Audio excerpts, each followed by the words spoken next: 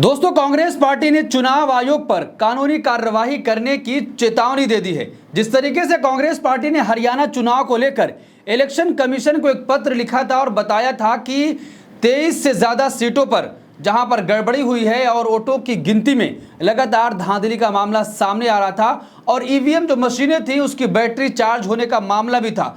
चुनाव आयोग के पास कांग्रेस पार्टी पहुंची थी, लेकिन चुनाव आयोग ने कहा था कि हम आपका जवाब देंगे। 1 महीने के बाद जवाब आता है और वो भी जवाब ऐसा कि सुनकर आप भी हैरान हो जाएंगे। खुद चुनाव आयोग अपने आप को क्लीन चिट दे रहा है। कांग्रेस पार्टी ने साफ तौर पर आरोप लगाया है, ये तो आपने खुद को क्लीन चिट दे दी, अगर आपकी भाषा ऐसी रही तो हम आप पर कानूनी कार्यवाही भी करेंगे।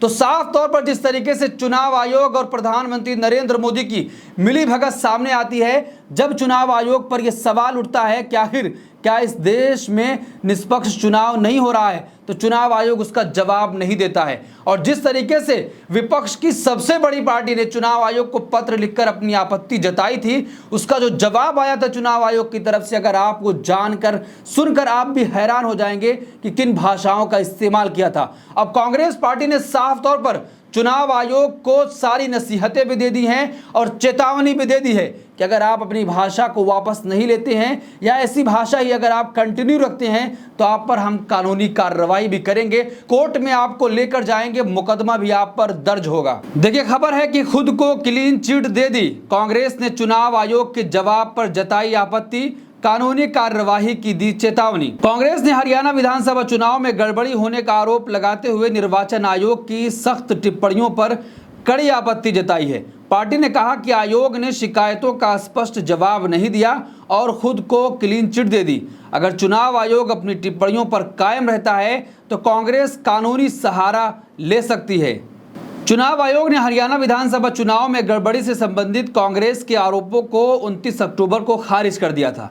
कहा था कि पार्टी पूरे चुनाव नतीजों की विश्वसनीयता के बारे में उसी तरह का संदेह पैदा कर रही है जैसा उसने अतीत में किया था। तो आप अंदाजा लगाइए कि चुनाव आयोग जो सवाल उस पर उठा रहा है, अब उसी को वो कड़े शब्दों में उसकी निंदा कर दे रहा है और कह रहा है कि जैसे कांग्रेस पार्टी पिछले बार करते हुए आई है, वैसे इस बार हरियाणा चुनाव में भी वो शिकायत लेकर आई है।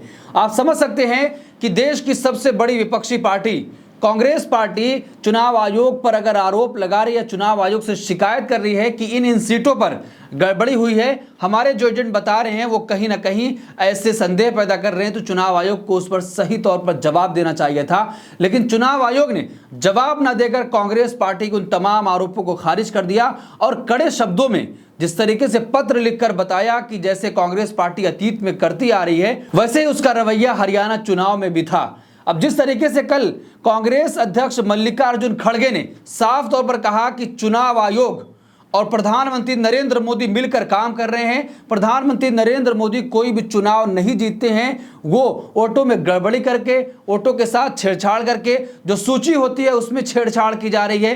पहले 10,000 वोट काटा जाता है, उसके बाद 20,000 वोट बढ़ा दिया जाता है। और उन्होंने कहा कि प्रधानमंत्री नरेंद्र मोदी धोखेबाजी और जालसाजी से चुनाव जीत रहे हैं। तो क्या सीधे तौर पर यह प्रहार था चुनाव आयोग पर? और अब उसके दूसरे दिन ही कांग्रेस पार्टी ने साफ कर दिया है कि अगर यही रवैया चुनाव आयोग का रहा तो हम कानूनी कार्रवाई भी करने के लिए तैयार हैं, कोर्ट में घसीटेंगे चुनाव आयोग को और उसके बाद फिर उनका जो कर्तव्य बनता है वो सब याद आ जाएगा। अब देखिए चुनाव आयोग ने क्या कुछ कहा था। कांग्रेस अध्यक्ष मल्लिकार्जुन खड़गे को भेजे एक पत्र में चुनाव आयोग ने मुख्य विपक्षी दलों के दावों को लेकर कुछ सख्त टिप्पणी की थी। कहा था कि इस तरह के तुच्छ और बेबुनियाद संदेह अशांति पैदा करने की क्षमता रखते हैं, खासकर मतदान और मतगणना जैसे अहम दिन में, जब राजनीतिक दलों और जनता की बेचैनी चरम पर होती है। आयोग को भेजे जवाबी पत्र में कांग्रेस ने कहा कि हमने हमारी शिकायतों पर आपकी प्रतिक्रिया का ध्यानपूर्वक अध्ययन किया है। इसमें कोई आश्चर्य की बात नहीं है कि निर्वाचन आयोग ने खुद को क्लीन चिट दे दी है। हम आम तौर पर इसे छोड़ देते थे, लेकिन आयोग की प्रतिक्रिया का लहजा और भाव, इस्तेमाल की गई भाषा तथा कांग्रेस के खिलाफ लगाए गए आरोप हमें प्रतिक्रिया देने के लिए मजबूर करते हैं। दोस्तों, अभी 2 राज्यों में चुनाव चल रहा है, महाराष्ट्र और झारखंड में लगातार भारतीय जनता पार्टी के नेता सांप्रदायिक भाषाओं का इस्तेमाल कर रहे हैं। असम के मुख्यमंत्री हेमंता बिस्वा शर्मा कल भी एक चुनावी मंच से साफ तौर पर यह कह रहे हैं कि 20% लोग 80% को डरा रहे हैं, अगर हमारी सरकार आती है तो कानूनी रास्ते से लात मारकर इनको भगाया जाएगा। चुनाव आयोग के अंदर हिम्मत नहीं है कि ऐसे नेताओं पर कार्रवाई कर सके। अगर वो कार्रवाई नहीं करता है तब तो उस पर सवाल उठेगा ही, उससे सवाल किया जाएगा और उसको जवाब भी देना चाहिए। लेकिन चुनाव आयोग से जब शिकायत भी की गई उसके बावजूद भी अभी तक कोई भी कार्रवाई नहीं हुई है। तो सवाल लोग ये पूछ रहे हैं कि क्या इस देश में चुनाव आयोग है या नहीं है। लेकिन जिस तरीके से हरियाणा चुनाव को लेकर जो मामला था, कांग्रेस पार्टी और चुनाव आयोग आमने सामने है, तो क्या अब ये लड़ाई किसी निर्णायक मोड़ पर पहुंचेगी या फिर आधी अधूरी छोड़ दी जाएगी। जिस तरीके से कांग्रेस पार्टी ने आरोप लगाया और पत्र लिखा कि इतनी सीटों पर धांधली हुई है, हम कोर्ट जाएंगे, कानूनी कार्रवाई करेंगे, अब आयोग ने उसका जवाब दिया है। तो क्या दोस्तों, जिस तरीके से अब कांग्रेस पार्टी ने पलटवार किया है और कहा है कि हम कानूनी कार्रवाई करेंगे, तो क्या कानूनी कार्रवाई होगी या फिर ये लड़ाई यहीं पर रुक जाएगी। क्या जिस तरीके से खबरें आ रही थी कि चुनाव आयोग के खिलाफ कांग्रेस पार्टी एक बड़ा आंदोलन करने जा रही है, क्या उस देश में अब वो भी होने वाला है। लेकिन उसके बाद आगे कांग्रेस पार्टी ने क्या कुछ कहा है वो जानना जरूरी है। कांग्रेस पार्टी ने कहा कि हम नहीं जानते कि कौन है जो माननीय आयोग को सलाह दे रहा है या मार्गदर्शन कर रहा है, लेकिन ऐसा लगता है कि आयोग ये भूल गया है कि ये संविधान के तहत गठित एक निकाय है जिस पर कुछ महत्वपूर्ण कार्यों पर निर्वहन करने का उत्तरदायित्व है। कांग्रेस के अनुसार यदि आयोग किसी मान्यता प्राप्त राष्ट्रीय पार्टी को सुनवाई की अनुमति देता है या उसके द्वारा उठाए गए मुद्दों की जांच करता है तो ये कोई अपवाद नहीं है। मुख्य विपक्षी दल ने कहा कि यदि निर्वाचन आयोग अपनी टिप्पणियों को लेकर कायम रहता है तो इन्हें आयोग के पत्र से हटवाने के लिए कानूनी रास्ता अपनाने के अलावा कोई विकल्प नहीं बचेगा। तो दोस्तों, जिस तरीके से हरियाणा चुनाव में ईवीएम की बैटरी चार्ज का मामला था, कई सीटों पर कहा गया कि वोटों में गड़बड़ी, जो गिनती हुई है उसमें गड़बड़ी हुई है, और कई सीटों पर ईवीएम की बैटरी 90% 99% चार्ज मिली थी। उसके बाद चुनाव आयोग पर गंभीर सवाल उठ रहे थे कि आखिर ऐसे कैसे हो सकता है। ये भी कहा गया कि जहां पर 90% 99% चार्ज बैटरी मिली है वहां पर कांग्रेस पार्टी हार गई है, और जहां पर 60% 70% बैटरी चार्ज मिली है वहां पर भारतीय जनता पार्टी को हार का सामना करना पड़ा है। सुप्रीम कोर्ट के वकीलों ने भी कहा कि पूरी तरीके से ये धांधली हुई है।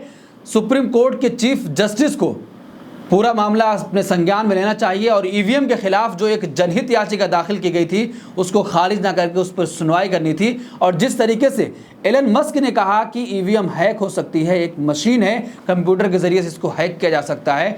अब कांग्रेस पार्टी के अध्यक्ष मल्लिकार्जुन खड़गे भी यही बात कर रहे हैं कि धोखेबाजी और जालसाजी से प्रधानमंत्री नरेंद्र मोदी चुनाव जीत रहे हैं। तो इस पूरे मामले पर आप क्या सोचते हैं, आपकी क्या राय है कि जिस तरीके से चुनाव आयोग को कांग्रेस पार्टी ने चेतावनी दे दी है कि अगर आपका रवैया और आपकी भाषा ऐसी रही तो आप पर हम कानूनी कार्रवाई करने के लिए मजबूर हो जाएंगे, आपको हम कोर्ट तक ले जाएंगे, फिर कोर्ट से आपको समझ में आ जाएगा कि आप क्या कर रहे हैं, आपका कर्तव्य क्या है, आपको करना क्या चाहिए था लेकिन आप कर क्या रहे हैं। कांग्रेस पार्टी ने यह भी कहा कि हमें नहीं पता है कि माननीय आयोग को सलाह कौन दे रहा है, उनका मार्गदर्शन कौन कर रहा है। इस पूरे मामले पर आप क्या सोचते हैं, आपकी क्या राय है, कमेंट बॉक्स में अपनी राय जरूर दें। और ऐसी तमाम खबरों के लिए देखते रहिए देश नीति। धन्यवाद।